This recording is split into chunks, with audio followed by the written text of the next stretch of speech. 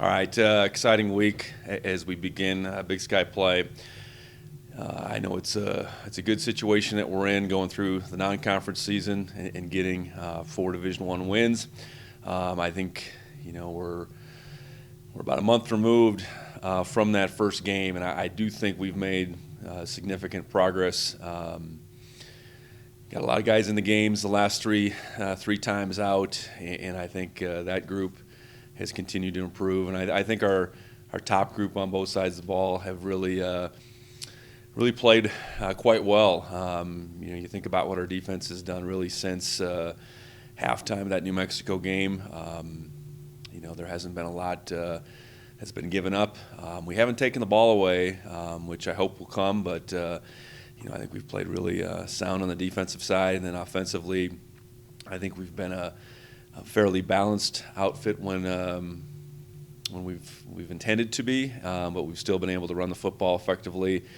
And all that being said, we haven't had to tax Tommy a whole lot. I think he's under 25 carries right now, and not that he won't carry the ball, but that was intentional as we went through the non-conference season. We remain a pretty healthy team at the same time, and anytime you have 4 games under your belt, that's not always the case. So, continuing to develop our depth and stay healthy is certainly a great place to be. As we head into conference play, an opportunity to go on the road here to play Idaho State, a team we haven't faced in a couple of years, a place that no one on our team has played. So to be a new environment, against really a new team. The last time they were up here, Coach Regal was the coach.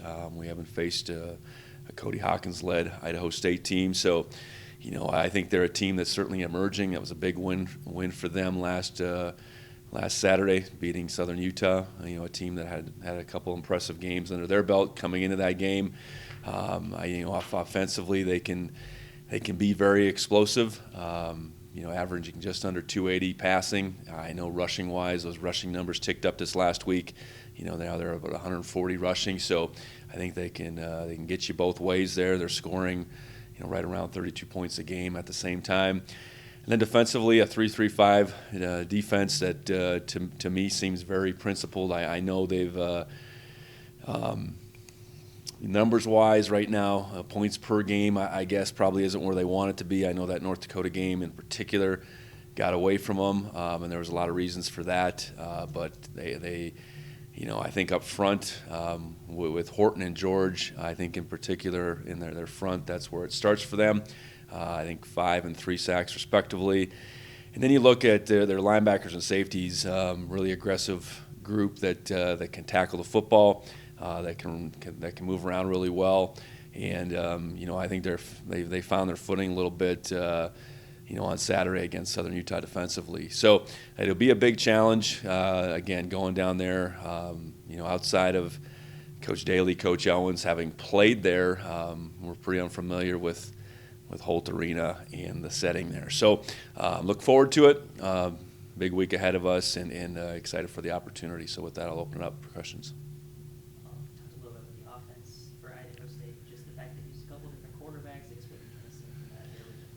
Yeah, I think combination. I know they've played 4 guys. It seems like they've settled in at Tracy being their main guy, with rolling Hayes in to not only give a change of pace, but he's a guy that can run the most effectively. I think scored a couple touchdowns this past game, but then he's also thrown the ball all right to this point too. And I know we saw Tracy a little bit last year. He played the second half when we played Utah Tech, but he's a good passer, and he's got good weapons to throw to, and it's apparent that when they have protection and he can get the ball out, they got guys that can make the plays on the other end too. So, and then they found a little balance in the run game this past week, and I know they've been running 3 different running backs out there at the same time. So, offensively, they make you cover the whole field. I think they certainly make you cover the width of the field with screen game, quick passing game, but then they also have some guys they can throw the ball down field to too. So, we'll have to be on it defensively, and ideally we can get some pressure on. We can get him again in passing situations, but it takes a lot to be able to dictate those terms, and we got to get to that point. I think at the end of the last game, you said you guys got out of emergency rehearsal relatively unscathed. I guess any injuries after this one? Yeah, I would say that's the case. I know out of any game there's going to be a few lasting effects, but as we see here Monday, nothing changes depth chart wise based on any guys we know that are going to be out for the week. I think at the same time, getting guys back right now, John Johnson's probably the one that we'll have to see how the next couple days play out. I know we are getting closer. Drew Polidor, Julius Davis were both out doing individual today. They're not going to play this week, but we are getting closer with both those guys as well. So I know Blake Stillwell is having surgery this week, and so likely out for the season. So to have him and Brock Steele out right now, that's created some challenges in that really deep safety nickel room. So how that continues to work itself out. I think the continued emergence of Taki Alulakepa and Tatum Gray in particular. Tyson Pottinger, is a seasoned vet that's been out there a lot. So we're doing okay, but yeah, that's about as good an update as I can give. Leg injury, is that right? Yeah, yep. Yeah, I was on the touchdown at the tail end of that game, that main game. So. Anything on the film that stood out from this last one that you didn't notice maybe quite as much on game day? Well, I think the struggle that we had just a little bit offensively was some of the things they were doing. We missed a few plays here and there, in particular the 3-and-out that we had. They made a good play that first drive, down in the red zone, a couple good plays, but I didn't mind that. I think we had to work for it a little bit more. I thought we did. I thought both Burke and JT going in there for the first time, while not perfect, I think they both did a good job. It was good to see us function the way we did in that 2-minute drive. But we left some things out there, I think, in the down the field passing game, which we're gonna have to make some of those plays as we move through. I thought defensively, you look at the time of possession that second half, they had an 18-play and a 15-play drive. But I think those two groups, and I'm saying two groups, it was really our twos, and then by and large our threes really battled. And ultimately, out of those groups, there's going to have to be guys that are called upon as this season goes along. So, pleased with that improvement. I think special teams wise, we continued to do well in the punt block return outfit, getting a block, but then also, I think Taco did a good job of just getting some yards back. We were 10-plus per return again. That's exceptional. And, the block was a play that was executed to perfection. And it wasn't Ryland, it was Neil Daly, it was Bryce Grebe and Zach Cruz interior-wise doing their jobs that ultimately sprung Ryland. Excited about a lot of things in that game. I think it's progress in the progress that we wanted to see out of that opportunity. Andrew Powell, obviously started the last few games, but also got a lot of playing time last year. I guess what have you seen from his growth in the last few years? Yeah, Andrew Powell is a guy that isn't young anymore. I think first and foremost, he's got a lot of game experience behind him. Extremely aggressive football player, and I think he flashes in that regard quite a bit. He's a guy that, when tackling as a corner, he can really be a force. I know he's a guy we can blitz. He did miss a sack, but I think he's a guy that we can do that with. I think he can match up well. He gives up some height, but that number 2 for Mercedes was a big guy, and he went toe-to-toe with him and defended, I know, one ball in particular. So, really pleased with his continued growth. And I think anytime a young guy plays like he did last year, you just assume this level of maturity. And, I think that's been the biggest thing for Andrew is just continuing to grow up, and that's for all those young guys, and not assuming anything, and continuing to really hone in on his craft. And I think that's where he is as we stand here four games into it. And certainly a guy that we'll get John back, but is worthy of rolling with those two seniors, John and Simeon. Speaking of that, just having a young guy, just having all that play experience last year, being able to step into these bigger games and then start to get Yeah, he's fearless. I know first and foremost, and he was fearless last year, and that's what allowed him to play as a true freshman. But you take that fearless nature, his talent, and then you throw experience on top of it. You have a guy that, while really young, can go out there and perform in intense moments. And he can also, you play that position of corner, it's not always going to go your way. You're going to give up some things here and there, but his ability to move on and bounce back, I think that's maybe one thing with time under his belt that I think continues to improve. He's so competitive. He thinks he can make every play, should make every play, and sometimes you got to work through that a little bit. And I think Andrew certainly is doing a better job of that. And we need him to perform at a real high level throughout this season. And I think he has to this point. What stands out about Idaho State offensively? Well, I think just their ability to again make you defend the whole field, and the quarterback thing, you could tell through those first couple games was a challenge. Anytime, they literally played 4 guys through the first couple games at quarterback. And now that they've maybe settled into a little bit more of a rhythm with the 2, they put a lot out there for you to have to be concerned about. And it's not just concerned about, hey, they got all this scheme. They got guys that can make plays. I think their receiver group and their size at receiver, I think, is really something that we're gonna have to do a good job with. Matching up against Weimer, number 6, and Frederickson, 15. I think those 2 guys, their ability to make the 50-50 play has been there these first 4 games, and we're going to have to do a really good job of defending the pass, and that comes front and back for us. So it's the guys in the back end being able to cover, but it's our guys up front being able to put pressure on. So hopefully, again, we can get them into those situations. And part of that does start with limiting their run game too. I know them getting that run game going in this past game was significant for them. I think their ability to do it, and some of it was. You're chasing points a little bit in some of those games between the North Dakota game and maybe the Oregon State game a little bit. But,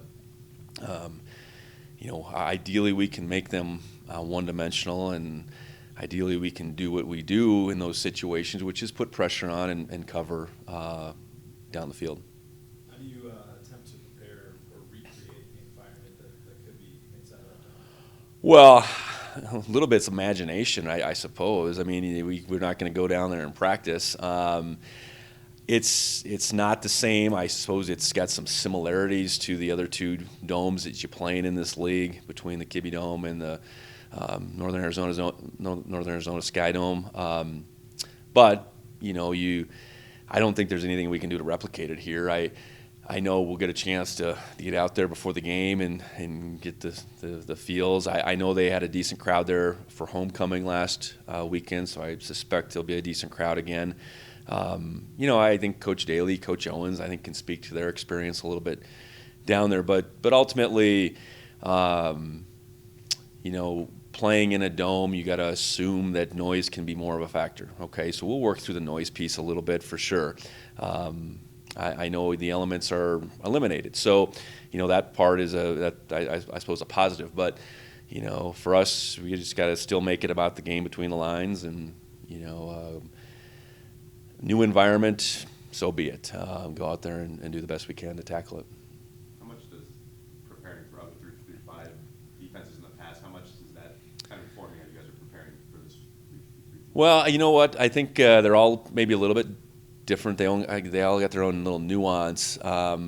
Theirs would be more out of this Iowa State, family that's been born the last 5 years versus the New Mexico, San Diego State, that kind of deal. So, I think we got to be able to identify fronts first and foremost, and then you have to understand the alignment of the linebackers. So in the run structure, or relative for the run structure, I think that's definitely where it starts. So we have some carryover, I suppose, but Idaho State's going to line up in a different manner, than New Mexico did, I guess.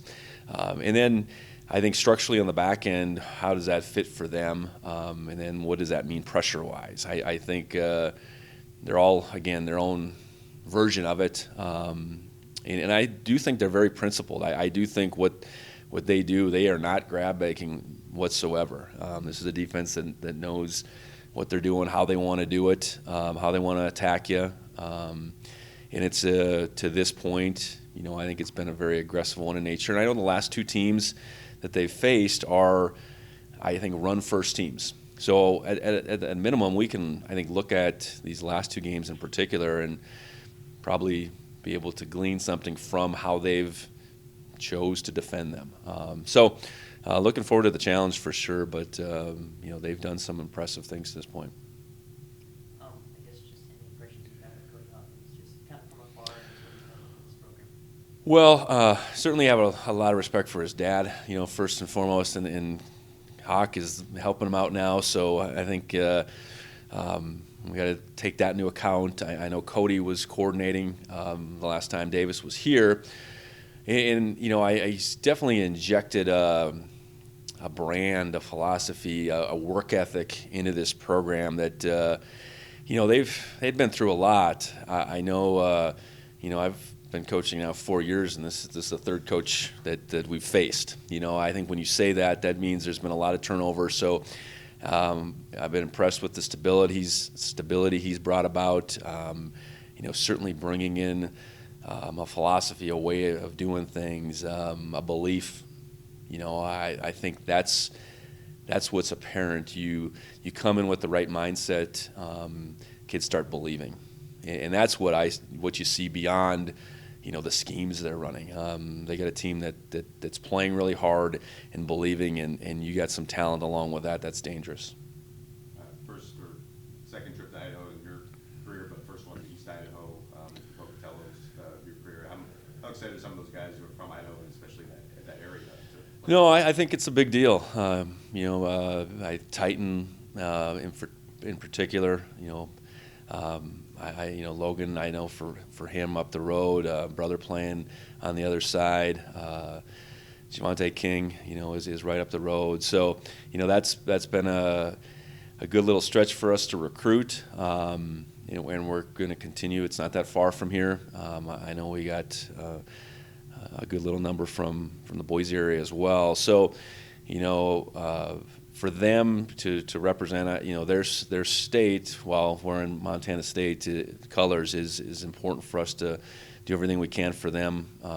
Come this Saturday, I'm sure they'll have a strong following. Those guys that are local to the area, and excited for them to be able to play in their backyard. Coulter, do you have anything?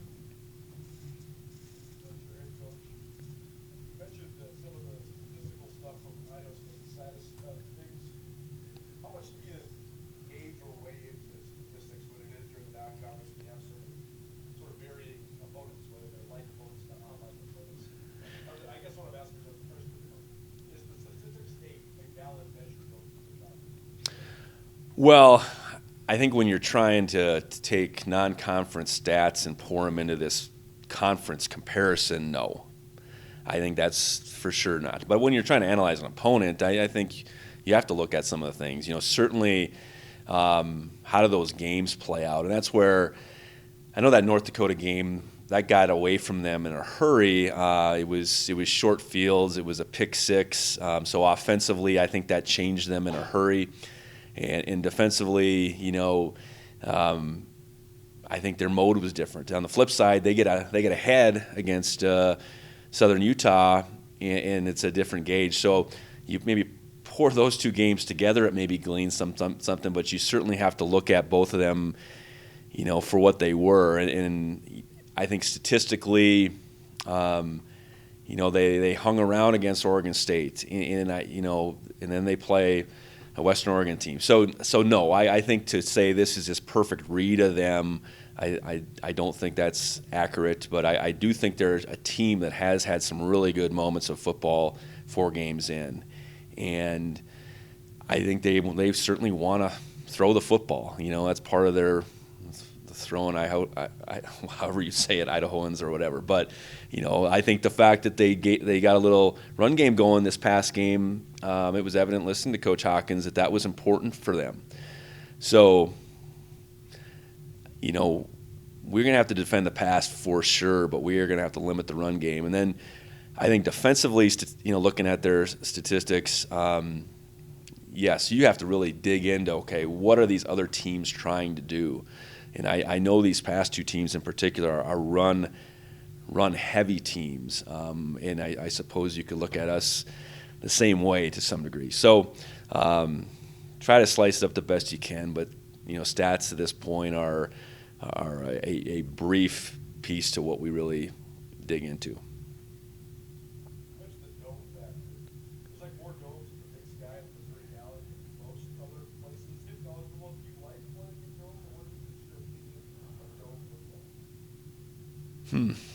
That's a good question. Coached in the Dome for a long, long time, and I think as a coach, you certainly, as an offensive coach, I think one thing we could always bank on it was going to be 70 degrees and no wind.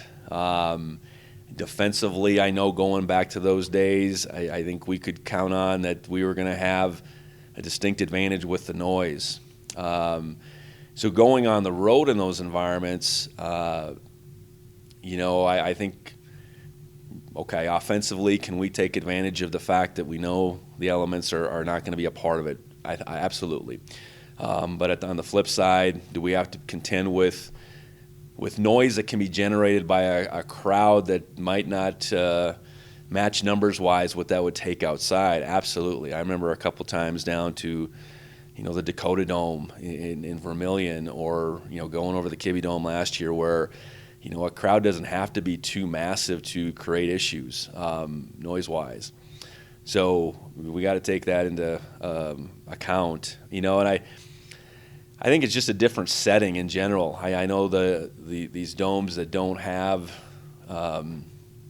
seats in the end. You have a wall. It's just different. It's a different backdrop. It's a different setting. So I think there's just some getting used to. Do I like it? I guess whatever. I mean, we're sitting here in September. I know it's going to be 80 here this week. I don't know if I'd like going down and playing inside when it would be that nice out, but it's where the game's being played, so we'll go down there and play it. The last time you guys played Idaho State, it was sort of interesting game that you were able to really control it, even though it was sort of interesting. I remember Sean was kind of banged up. I think Thompson was out. What do you remember about that after? Well, I remember the first thing, Coach Regal was in the hospital. Right. How strange was that? And yeah, we were able to ultimately take control by halftime, but it wasn't this perfect deal. I remember we scored real quick back to back before the half. We had a bunch of explosive stuff happen in that game, but the biggest thing that stood out is here's a team coming over here with a first-year head coach that didn't have their head coach. And you talk about, I suppose, being pretty disjointed, and even where they would have been at in the course of them developing, his program, I guess. So I think they're in a lot different place, a lot more stable place, a place of like I said, a lot more belief right now, confidence. They're playing hard. So yeah, putting much stock in anything that last time they were over here. I know there's some same players. There certainly are, but by and large, that seems like a long, long time ago. And as far as us putting anything into that, it's very little. You probably only looked at Idaho State so far. Do you have any gauge on the league in general, these guys' offense? Yeah, I think it's. I think the teams that we probably thought that are going to be near the top are We're probably going to be near the top. I do think there's teams that are making a move though, and non-conference maybe doesn't indicate that there's this level of consistency struck either by anybody. Maybe I think your schedule in the non-conference is certainly an indicator. How much you were challenged is difficult. I look at our schedule. We were supposed to have a Stephen F. Austin team coming here who, as recent as 21, was a playoff team. I think when we scheduled that, or that was scheduled before that. A Maine team out of the CAA coming over here who had been a playoff team not too far down the road, but I think we lost the one game. The other team is on, is on the way up. So you can only control what you control. You play the teams you play. I do think, the second half and how we had to work through things against New Mexico, I think was a great experience for us. But I know I got off track there. But I think the non-conference just is this initial barometer, and now it's that week in, week out. How can teams do what they need to do to get better? Who can be consistent, who can keep improving, who can stay healthy to some degree, and that's really what we're after, regardless of how the teams line up for us. And I do think it's a schedule within this league, though. You better be ready every week because you don't know how a team is going to show up, and you got to expect their best. I know that much. I was also thinking about the last time Montana State played there, 2018, Bobcats lost, and then they won 4 in a row down the stretch to get in the playoffs. And since then, the trajectory of the program has just been like this. You had double-digit wins every year, basically, and playoffs every year. So I know that you've been a part of that in the last 4 years. What do you just think of the general trajectory of the program over the last 6? Well, I know there was that was not a good game from what I've heard. There was some turnover, staffing-wise, that had occurred. That is one thing I do remember. When the first time we played Idaho State in 21, those captains talking about that game down there and how disappointing it was, to be a part of. So I hope what's happened, maybe since the middle part of that year is, our expectations have continued to rise. And along with that, our level of consistency and understanding what we need to do to meet those expectations has become what our kids are about. And I think we're in a position where it's a fair chance we're going to get everybody's best shot. So I'm pleased with our trajectory, I guess. I feel like we have a ways to go yet. We haven't ultimately accomplished what we want to accomplish, but I think what we have in front of us this year, I think is just a team that if we can find a way to get better each week, and if we can find a way to, by and large, show up with the same mindset, effort, that we're going to put ourselves in a chance to win and be there in the fourth quarter, and that's what you need to be about. And I don't know that maybe going back to the middle of 18, that's exactly where this program is at. Also, just do a little something on Bryce. The transition from going from 6-man football to now making plays on Saturdays, that seems like a pretty big learning curve for a guy, but he's doing it pretty well for a redshirt freshman. He does, yeah. And I think what goes into that, Bryce is blessed with a lot of ability, first and foremost. He has a tremendous work ethic, and I think having his brothers lead to kind of follow just from hey, here's how you need to do things. I did this, so you can do this. I'm sure, I think that's probably, Brody being able to allow Bryce to feel that way and then push him all at the same time. And I think he's a smart kid that his instincts were always there. Those instincts showed up to me on the 6-man field as he's playing what essentially was a linebacker position, but he's all over the place, and the ball is in his hands so much on the offensive side. And again, you have to still be able to make plays and see things and do all that. So he's had, a transition that I suppose we would have hoped for, but I do think it's all happened maybe a little faster going back to his recruitment. But I think as we got him here last year and had him around in the fall, I think this was our expectation for Bryce this season, was to be a guy that could make an impact. Anything else in the room? All right, thank you, Coach. All right, thanks.